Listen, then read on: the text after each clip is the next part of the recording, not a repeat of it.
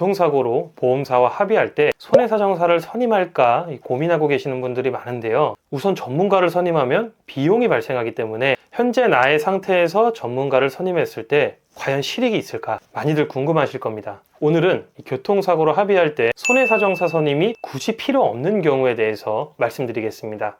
첫째, 경미한 사고로 정밀검사 결과 특이소견이 없는 경우입니다. 경미한 사고의 경우 손해사정사 선임할 필요 없습니다 라고 말씀을 드리면 몇몇 분들은 돈이 안 되는 사건이니까 수임을 하지 않는 거냐 라고 말씀하시는 분들이 있는데요. 절대 그렇지 않습니다. 가장 큰 이유는 경미한 사고의 경우 보험사에서 산정한 금액과 전문가 선임을 통해 산정한 금액이 크게 차이가 나지 않기 때문입니다. 결국 의뢰인 입장에서는 돈을 들여서 전문가를 썼는데 크게 이득을 볼 게 없는 거죠. 저희 입장에서도 수임료를 받을 때 참 난감할 수밖에 없습니다. 따라서 경미한 사고로 검사 결과 특이소견이 없는 진단의 경우 굳이 전문가를 선임할 필요 없이 어느 정도 치료가 끝난 이후 보험사 담당자와 직접 합의를 진행하는 게 좋습니다. 어차피 보험사 담당자도요, 피해자와 원만하게 합의를 해야 되기 때문에 너무 터무니없는 금액이 아니라면 적정 수준의 합의금 내에서는 피해자가 원하는 요구사항을 수용할 확률이 높습니다.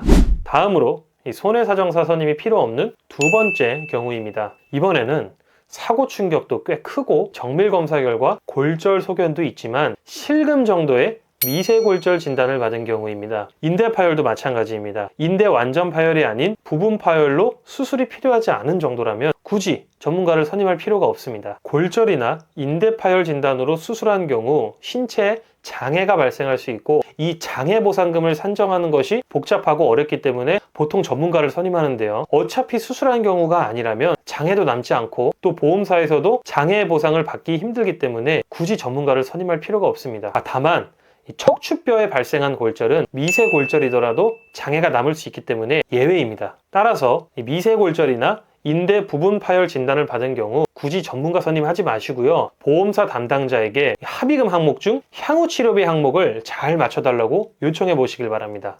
자, 이제 정리해 보겠습니다. 교통사고 손해사정사 선임이 굳이 필요 없는 경우. 첫째, 경미한 사고로 검사 결과 특이소견이 없는 경우이고요. 둘째로 미세골절, 인대 부분 파열 진단받은 경우 어차피 장애 관련 보상을 받기 힘들기 때문에 굳이 전문가를 선임할 필요가 없습니다. 반면에 오늘 말씀드린 케이스 외에는 가급적 손해사정사를 선임하는 것이 유리한 경우가 많은데요. 대표적으로 골절이나 인대 파열로 수술하여 장애가 예상되는 경우입니다. 이때는 혼자 곧바로 합의하지 마시고 반드시 전문가 선임에 실익이 있는지 한 번쯤은 상담받아 보시길 추천드립니다.